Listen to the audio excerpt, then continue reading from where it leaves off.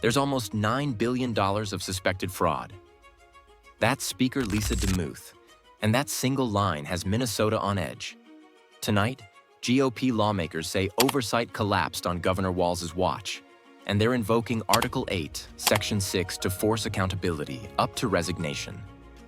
We'll lay out the viral video that sparked audits, the federal estimates behind the $9 billion figure, and the reforms Walz says he's already launched. Program shutdowns, outside audits, and a new integrity director. Watch closely to see whether this is political theater or a constitutional collision the governor can't sidestep.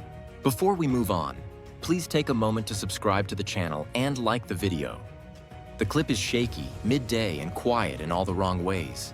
Empty lots, lights off, doors locked, and the billing records say the money kept moving. That short upload bounced across Minnesota feeds by nightfall.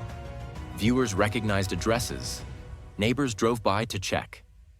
By the next morning, county workers and state reviewers were fielding calls about sites that looked closed while claims stacked up. One video became a map, and that map became a to-do list for auditors. The first wave hit fast. Review teams pulled provider IDs that appeared in the footage and cross-checked them with recent invoices for childcare and waiver-funded services. They looked for basic housekeeping, posted hours against claims, staff rosters against daily logs, and whether a sign-in sheet matched a day's billing. When those simple checks didn't align, the state paused to run deeper reviews rather than yank licenses on the spot.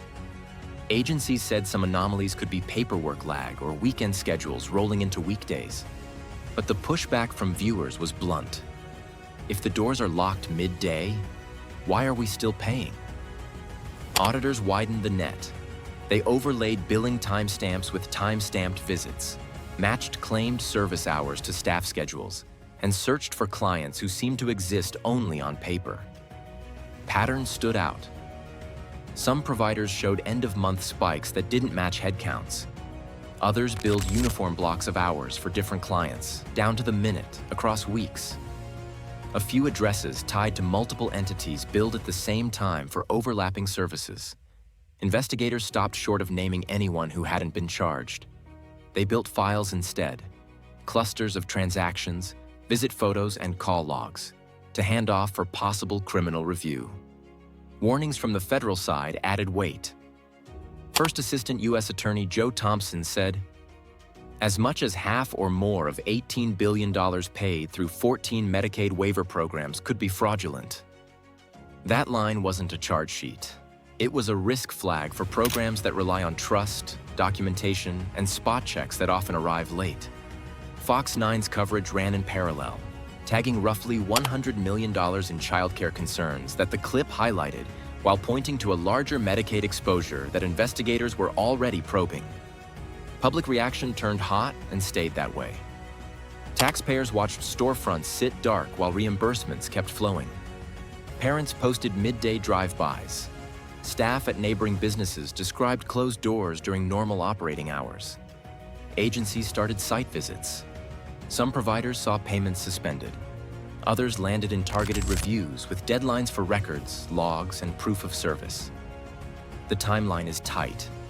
Viral upload, overnight virality, first inspections, then a cascade of audits and payment holds as patterns repeated across counties. What started as a street-level video is now formal. Files are thick with billing spikes, inconsistent hours, and clients who can't be found at listed times.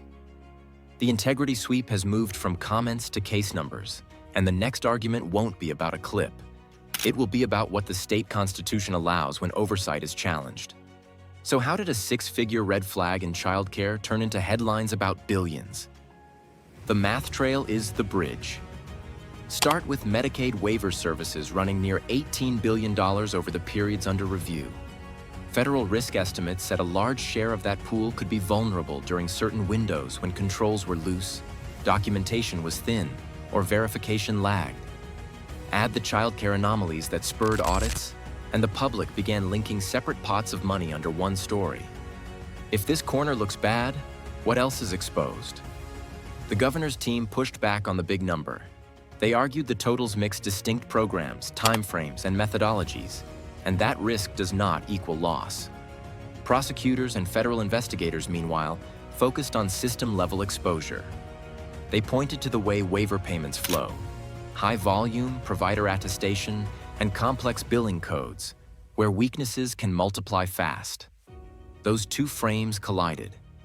One side saying the figure inflates reality, the other saying the figure reflects where failures allow money to move without real service.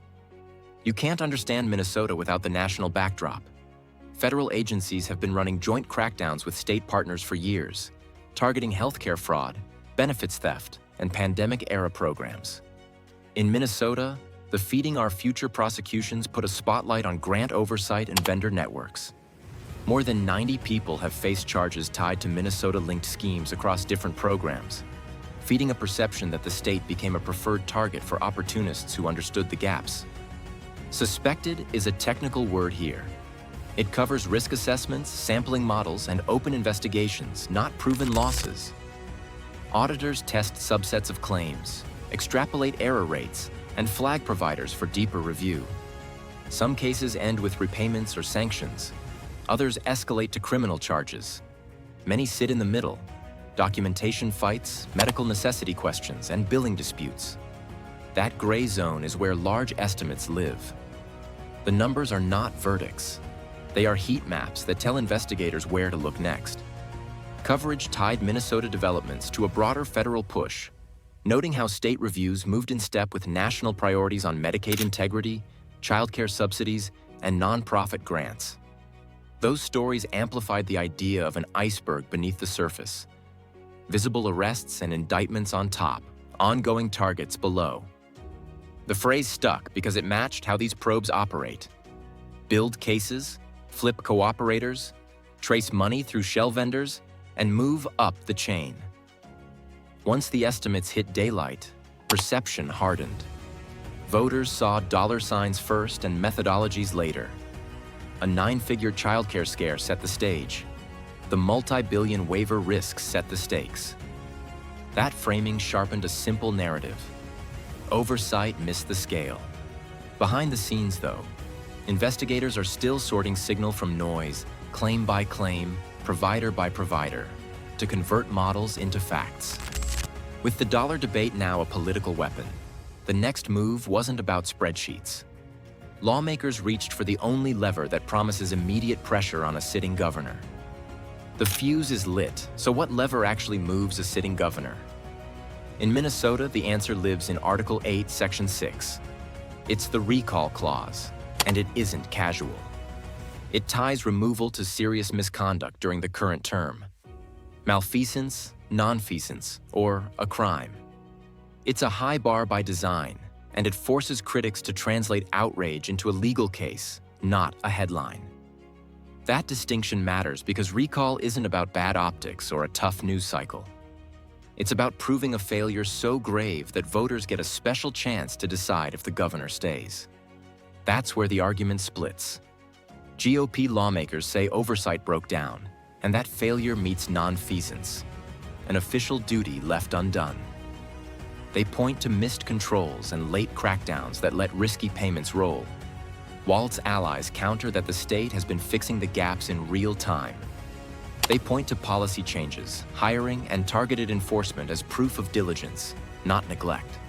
One camp frames absence, the other frames action. The pressure started with a joint push from 4 legislators, 2 in the Senate, 2 in the House. They didn't file a recall petition. They demanded resignation. The point was speed, not process. A resignation doesn't need signatures, court review, or a ballot. It needs heat. Their message stacked evidence already in public view and framed it as inexcusable on the governor's watch. Their packet pulls from what reviewers have seen on the ground.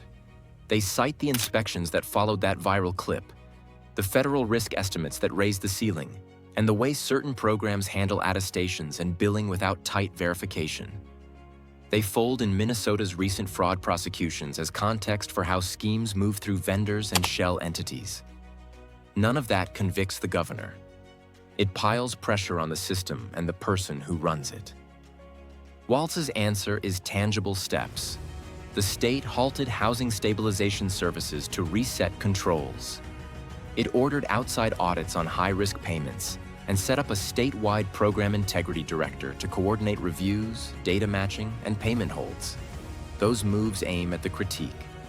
Don't just audit after the fact. Stop bad claims before money leaves the door. It's a counter that says the state is not ignoring the problem. It is retooling live. Here's the mechanics piece. A formal recall needs a defined legal claim, signatures, and court review before any vote. It's slow and exacting. A resignation push is faster but hinges on public pressure and elite allies. Actual removal would require building a case that fits those constitutional words and survives scrutiny, not just a televised argument.